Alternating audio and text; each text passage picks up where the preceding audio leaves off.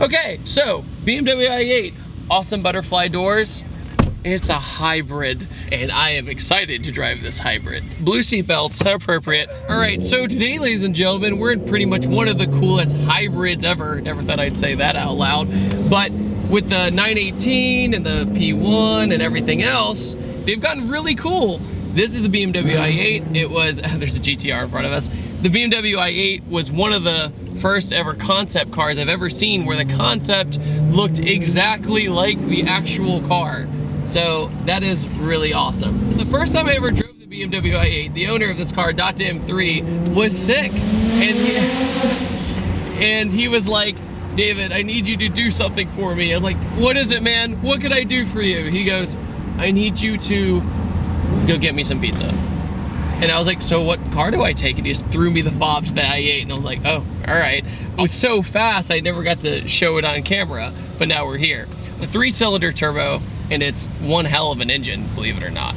But the BMW i8's motor is all torque, essentially. Throughout town, it feels really, really fast. It's ridiculous. Hi, TJ. Hi, Dave. Hi, TJ. I'm your biggest fan. Oh wow. Oh! But the interior of the i8 feels like super modern, and it's like something very futuristic looking. At night, in each mode, all the lights change. So all the interior lights at night change from blue to orangish red for sport mode. First time I ever rode in this, we actually did the maiden voyage in this car in New York City, and the electric motor was dead and it couldn't go anywhere. But the seats are really comfortable. The seat belts are blue dabba-dee, and the interior all kind of goes with each other. The leather's really nice. The gauge is a complete digital gauge cluster. It all goes together very well, like a symphony. But you think 3-cylinder turbo, that thing has to be a turd. Well, you might remember when I did the 918 review, the chase car was an i8, and it didn't do that bad. It's just all bottom end punch, and it just keeps going. But out of all the supercars, the i8 is one of those that captures people's imagination because it looks kind of biological, it looks organic in a way, it looks like a living thing.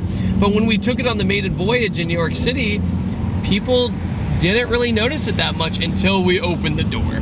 When you open the door, that's when everybody loses their mind. But it's very quiet, it's very comfortable, and people always argue, which supercar is the most dailyable? You know, was it the R8?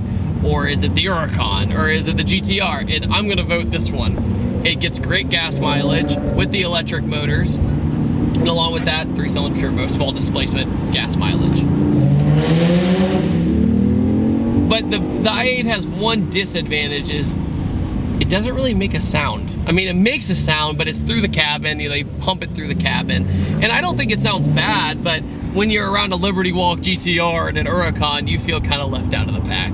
You look pretty, and you have the doors, but it's just not there yet. I think once technology gets a little bit more advanced, I think the hybrid cars are gonna be even faster than ever. I mean, the 918, the P1, the LaFerrari, we all thought hybrids were gonna be the end of sports cars, but now look at them, they're ridiculous. According to my friends, they said the i8 actually has aftermarket exhaust, but it's a 3-cylinder. Imagine a 3-cylinder with an aftermarket exhaust. Just take a second.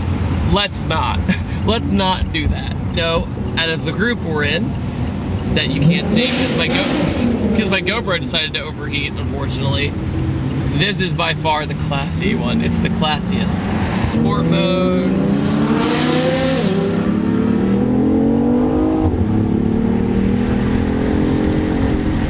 Already caught up. Thing goes. I mean, guys, that's accelerating, but you can't even tell.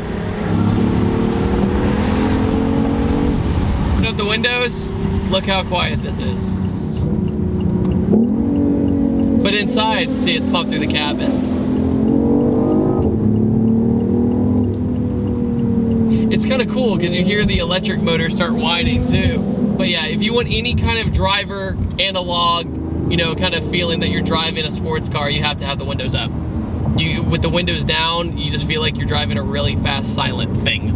The other thing too about the i8 is the body lines, and I talked about it earlier how it looks kind of organic, but Detailing Dynamics did the clear bra on this car, and they said it was the hardest car they had ever done because of how the ridges come in. Very user-friendly. It's on that level with the GTR as a very user-friendly supercar. Guys, I'm in a tunnel, and I would say tunnel run, but you're not gonna hear anything, so I'm sorry. I can whisper to you in this thing, and that's its job. But get in it, electric. But around a turn, that was a very fast speed. I'm an electric, just cruising, but as soon as I put my foot down, watch. Gas motor.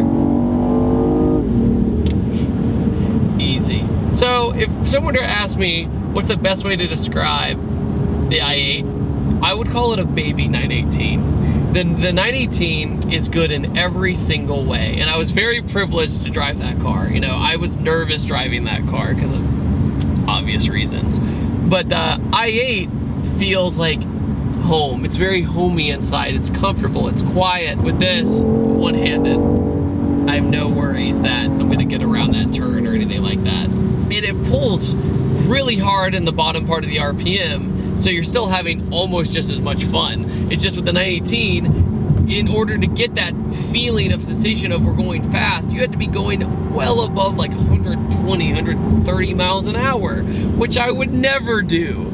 All in all, brakes are good, suspension's good, everything's good. And for a bone stock BMW, you can't really get better than this. It's just, it's not analog at all, I'm just gonna tell you. There's no driver involvement, zero. Even if you downshift and go, it's just, yeah, cool, we're going. But for a daily, badass daily, 100%. So all in all, guys, that's all I gotta say.